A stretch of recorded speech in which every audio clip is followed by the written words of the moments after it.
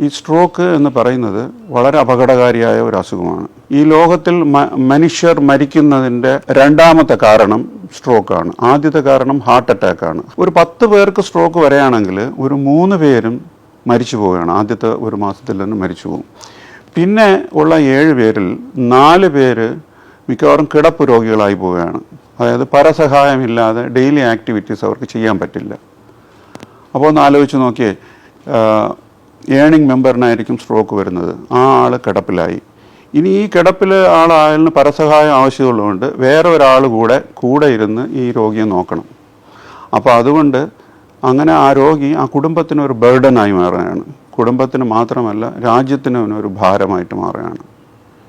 ഇനിയുള്ള 3 പേരാണ് വലിയ കുഴപ്പങ്ങളൊന്നും ഇല്ലാതെ രക്ഷപ്പെടുന്നത്. അവർക്ക് കൂടെ അവിടുത്തെ ചോദിച്ചിരുന്നാൽ ഒരു കൈയിനോ കാലിനോ ഒക്കെ ചെറിയൊരു ക്ഷയം ഉണ്ടെന്ന് പറയാം. അവർക്ക് പഴയ രീതിയിൽ ജോലി ചെയ്യാനോ ഒക്കെ സാധിക്കും. രക്ഷപ്പെട്ടു വരുന്ന ഈ 7 പേര് പിടിക്കാനായിട്ട് 3 ദുർഭൂതങ്ങൾ എന്ന് പറയാം. ദുർഭൂതങ്ങൾ ഇരിക്കുകയാണ്. അതിൽ ആദ്യത്തെ എന്ന് പറയുന്നത് പിന്നെയും സ്ട്രോക്ക് വരാം. ഒരിക്കൽ സ്ട്രോക്ക് വരുന്ന ആളിന് പിന്നെയും സ്ട്രോക്ക് വരാൻ ചാൻസ് ഉണ്ട്, ഹാർട്ട് അറ്റാക്ക് വരാൻ ചാൻസ് ഉണ്ട്. രണ്ടാമത്തെ കോംപ്ലിക്കേഷൻ മറവി രോഗം, അതായത് ഡിമെൻഷ്യ. സ്ട്രോക്ക് വന്നതിന് ശേഷമുള്ള ഡിമെൻഷ്യ, അതായത് വാസ്കുലാർ ഡിമെൻഷ്യ. ഈ വാസ്കുലാർ ഡിമെൻഷ്യ ഇന്ത്യയിൽ വളരെ കൂടുതലാണ്. ഇനി 3ാമത്തെ കോംപ്ലിക്കേഷനാണ് അപസ്മാരം.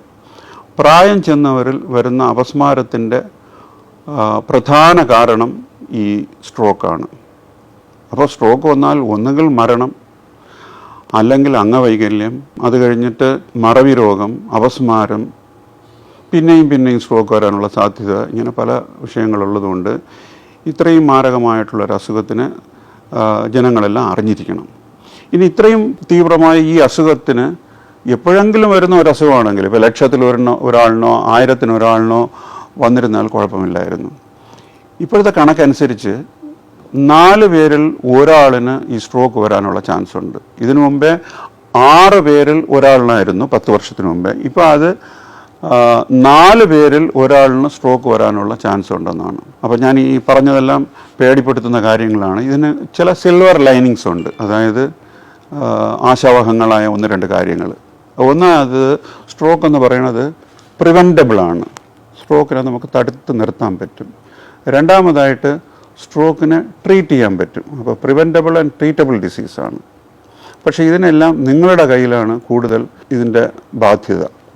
അപ്പോൾ ഈ സ്ട്രോക്ക് തടയാൻ എന്ത് ചെയ്യണമെന്ന് നോക്കാം. സ്ട്രോക്ക് എന്ന് പറയുന്നത് ജീവിതശൈലി രോഗങ്ങൾ, അതായത് hyper tension, high BP, diabetes, പൊണ്ണത്തടി, ഹൈ കൊളസ്ട്രോൾ, ഇതിൻ്റെയൊക്കെ ഒരു ഫൈനൽ എൻഡാണ്, ഒരു എൻഡ് റിസൾട്ടാണ് സ്ട്രോക്ക് എന്ന് പറയുന്നത്. അപ്പം ഈ രോഗങ്ങൾ നേരത്തെ കണ്ടറിഞ്ഞ് അതിന് ഒപ്റ്റിമൽ ട്രീറ്റ്മെൻറ്റ്, കറക്റ്റായിട്ട് ട്രീറ്റ്മെൻറ്റ് എടുത്ത് നല്ല കൺട്രോൾ വച്ചിരിക്കാമെങ്കിൽ ഒരളവ് വരെ സ്ട്രോക്കിനെ പ്രിവെൻറ്റ് ചെയ്യാം. അതിൻ്റെ കൂടെ പുകവലി അവോയ്ഡ് ചെയ്യുക, അമിത മദ്യപാനം അവോയ്ഡ് ചെയ്യുക. പുകവലിയും അമിത മദ്യപാനവും സ്ട്രോക്കിന് കാരണമായേക്കാം. ദിവസവും കുറച്ച് വ്യായാമം ചെയ്യുക. നടത്തുന്നതായിരിക്കും ബെസ്റ്റ്. ഡെയിലി 1/2 മണിക്കൂറെങ്കിലും നടക്കുക, അല്ലെങ്കിൽ ആഴ്ചയിൽ 5 ദിവസമെങ്കിലും നടക്കുക. പിന്നെ ഹൃദ്രോഗമുണ്ടെങ്കിൽ വളരെ വേഗം അതിനെ കണ്ടുപിടിച്ച് അതിന് ട്രീറ്റ്മെൻറ്റ് എടുക്കണം. ഹൃദയമിടിപ്പിൻ്റെ അസുഖങ്ങൾ, വാൽവിൻ്റെ അസുഖങ്ങളെല്ലാം സ്ട്രോക്കിന് കാരണമായിരിക്കും. കൂടുതൽ റിലാക്സേഷൻ, ആളുകൾ ടെൻഷൻ നിറഞ്ഞ ജീവിതമാണല്ലോ നമ്മളത്. ടെൻഷൻ കുറയ്ക്കാൻ വേണ്ടി റിലാക്സേഷൻ ടെക്നിക്സൊക്കെ ചെയ്യുന്നത് നല്ലതായിരിക്കും. യോഗ, ധ്യാനം എന്നൊക്കെ. പിന്നെ ഫാമിലിയായിട്ട് ധാരാളം സമയം സ്പെൻഡ് ചെയ്യുക. അപ്പോൾ നമ്മൾ കാമാവും. അങ്ങനെ ഈ കാര്യങ്ങളെല്ലാം ചെയ്തുകൊണ്ട് 90% സ്ട്രോക്കിനെയും പ്രിവെൻറ്റ് ചെയ്യാൻ പറ്റും. അടുത്തതായി ഇതിൻ്റെ ട്രീറ്റ്മെൻറ്റ് ഒരു കാലത്ത് വലിയ ട്രീറ്റ്മെൻ്റ് ഒന്നും ഇല്ലായിരുന്നു. ഇപ്പോൾ വളരെ എഫക്റ്റീവായിട്ടുള്ള ട്രീറ്റ്മെൻറ്റ്സ് ഒക്കെ ഉണ്ട്. ഈ ട്രീറ്റ്മെൻറ്റിലും സാധാരണ ആൾക്കാരുടെ, അതായത് രോഗിയുടെ ബന്ധുക്കളുടെ, അവരുടെ സുഹൃത്തുക്കളുടെയൊക്കെ റോൾ വളരെ ഇമ്പോർട്ടൻ്റ് ആണ്. കാരണം സ്ട്രോക്ക് തുടങ്ങിയ ഉടനെ ആ നിമിഷം തൊട്ട് ഓരോ മിനിറ്റിലും 2 മില്യൺ ന്യൂറോൺസ് നശിച്ചുകൊണ്ടിരിക്കുകയാണ്. അപ്പോൾ അതുകൊണ്ട് സ്ട്രോക്ക് വന്ന ഉടനെ ആശുപത്രിയിൽ എത്തിക്കാൻ എന്തൊക്കെ ചെയ്യണമോ എന്നുള്ള കാര്യങ്ങൾ നോക്കാം. ആദ്യമായിട്ട് ഈ സ്ട്രോക്കിനെ നിങ്ങൾ തന്നെ ഐഡൻറ്റിഫൈ ചെയ്യണം. സാധാരണ നമുക്ക് ഒരു അസുഖം വന്നിരുന്നാൽ സാധാരണ നമ്മൾ അടുത്ത ആശുപത്രി പോവുക, ആശുപത്രി പോയി ഡോക്ടറെ കാണും, ഡോക്ടർ കുറേ ടെസ്റ്റൊക്കെ ചെയ്യും. അതിനുശേഷം നിങ്ങളടുത്ത് പറയും നിങ്ങൾക്ക് ഈ അസുഖം ഉണ്ടെന്ന്, അതായത് ഇപ്പോൾ ന്യൂമോണിയ ഉണ്ടെന്നൊക്കെ പറയും. പക്ഷെ ഇവിടെ അങ്ങനെ ഒരു അടുത്ത് പോയി ചോദിച്ച് എന്താണെന്നുള്ളത് ചോദിക്കാനുള്ള സമയമില്ല. കാര്യം millions of neurons are die, അങ്ങനെ മരിച്ചുകൊണ്ടിരിക്കുകയാണ്.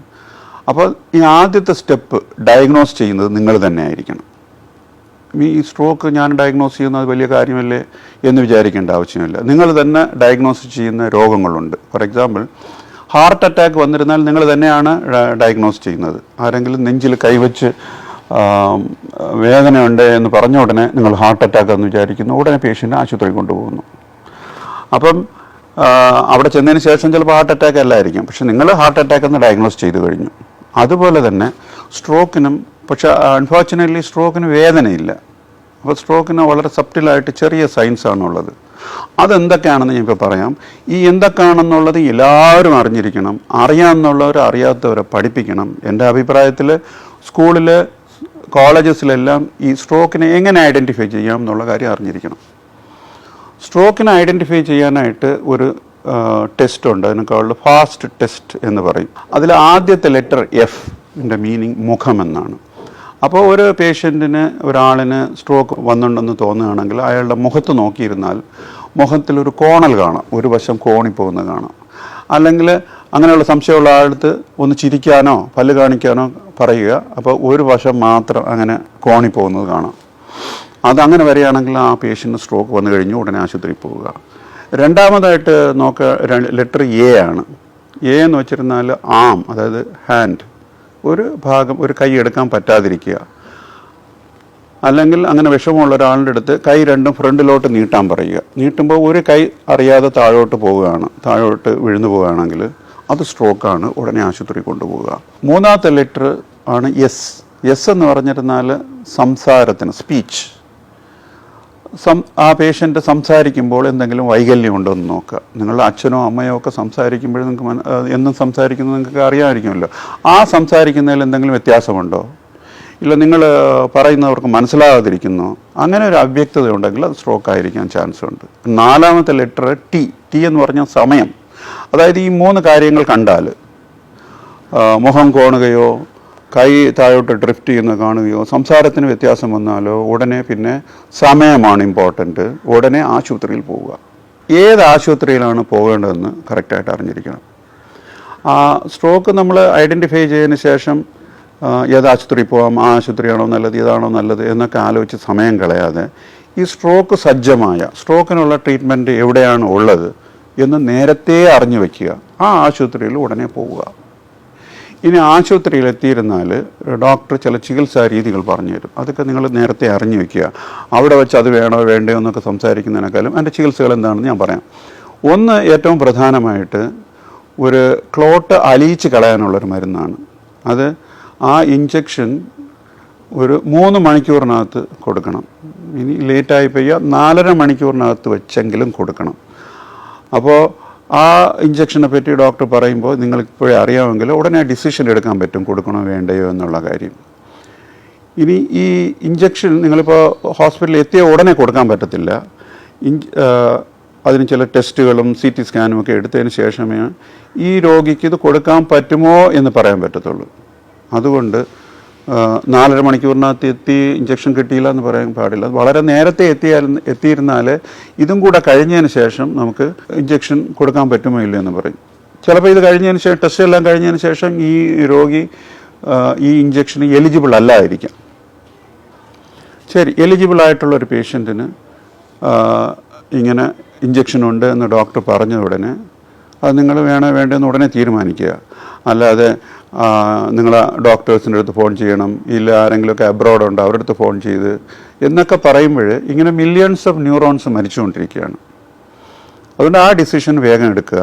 പിന്നെ വേറെ കാര്യം ഈ ഇഞ്ചക്ഷൻ്റെ കണക്ഷനിൽ പറയാനുള്ളത്, ഈ ഇഞ്ചക്ഷൻ കോസ്റ്റ്ലി ആയിട്ടൊരു ഇഞ്ചക്ഷനാണ്. നിങ്ങൾ വേഗം ഹോസ്പിറ്റലിൽ വന്നു, ഇഞ്ചക്ഷൻ കൊടുത്തു, അപ്പോൾ നാച്ചുറലി നമ്മൾ എക്സ്പെക്റ്റേഷൻ ഉടനെ ശരിയാകുമെന്നാണ്. അങ്ങനെ ശരിയാകാൻ ചാൻസ് കുറവാണ്. ചിലർക്ക് ശരിയാവാം. സാധാരണ ഈ ഇഞ്ചക്ഷൻ കിട്ടിയിട്ട് അടുത്ത ദിവസമോ അതിൻ്റെ അടുത്ത ദിവസമോ ഒന്നും കാണാറില്ല. 90 ദിവസം കഴിഞ്ഞിട്ട്, അതായത് 3 മാസം കഴിഞ്ഞിട്ട് ഈ ഇഞ്ചക്ഷൻ കിട്ടിയവരുടെ ഡിസബിലിറ്റി ഇഞ്ചക്ഷൻ കിട്ടാത്തവരിനേക്കാളും വളരെ കുറവാണ്. ഈ ഇഞ്ചക്ഷൻ കിട്ടിയവർ പരസഹായമില്ലാതെ സ്വന്തം കാര്യങ്ങൾ ചെയ്യാനും പഴയ വഴി ജോലിക്ക് പോകാനും ഒക്കെ സാധിക്കും. അതുകൊണ്ട് ഇഞ്ചക്ഷൻ വളരെ പ്രയോജനകരമാണ്. ഇനി വേറെ ഒരു ട്രീറ്റ്മെൻ്റ് ഉള്ളത്, വലിയ രക്തക്കുഴലുകൾ അടയാണെങ്കിൽ ഒരു കാത്തറ്റർ ഉപയോഗിച്ച് ആ തലച്ചോറിനകത്ത് ആ രക്തക്കുഴലിൽ പോയി അതിനെ നീക്കം ചെയ്യുന്നുണ്ട്. അപ്പോൾ ഇങ്ങനെയുള്ള 2 ട്രീറ്റ്മെൻറ്റുകളും ഡോക്ടർ പറയും. അത് നിങ്ങൾ അക്സെപ്റ്റ് ചെയ്യുകയോ വേണ്ടാതിരിക്കുകയോ വേഗം ഡിസിഷൻ വേഗം എടുക്കുക. ഈ 4.5 മണിക്കൂറൊക്കെ കഴിഞ്ഞ് പോയി എന്നിട്ടാണ് ലേറ്റായിട്ടാണ് വന്നതെങ്കിലും എന്നിരുന്നാലും വളരെ വേഗം ഹോസ്പിറ്റലിൽ എത്തിക്കുക. 4.5 മണിക്കൂർ കഴിഞ്ഞല്ലോ, ഇനിയിപ്പോൾ അതൊക്കെ പോയാൽ മതിയെന്ന് വിചാരിക്കാതിരിക്കുക. അപ്പോൾ ഞാൻ ടേക്ക് ഹോം മെസ്സേജായിട്ട് പറയാനുള്ളത്, ഈ അസുഖത്തിന് മാക്സിമം നിങ്ങൾ ഇതിനെപ്പറ്റി അറിഞ്ഞിരിക്കണം. ഈ അസുഖം തടുക്കാൻ നിങ്ങൾ പ്രയത്നിക്കണം. ട്രീറ്റ്മെൻറ്റ് ഭാഗം വന്നാൽ നിങ്ങൾ തന്നെ ഈ അസുഖത്തിനെ ഡയഗ്നോസ് ചെയ്യണം.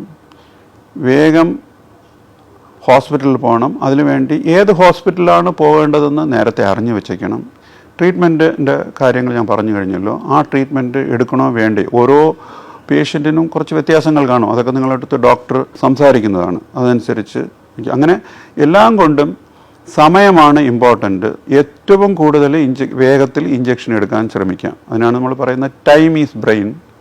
ഈ വർഷത്തെ വേൾഡ് സ്ട്രോക്ക് ഓർഗനൈസേഷൻ്റെ ലോഗോ തന്നെ മിനിറ്റ്സ് ക്യാൻ സേവ് ലൈഫ്സ് എന്നാണ്. മിനിറ്റുകൾ എത്രത്തോളം നേരത്തെ മിനിറ്റിൽ നമ്മൾ പോകുന്നു അത്രത്തോളം ജീവനുകളെ നമുക്ക് രക്ഷപ്പെടുത്താവുന്നതാണ്.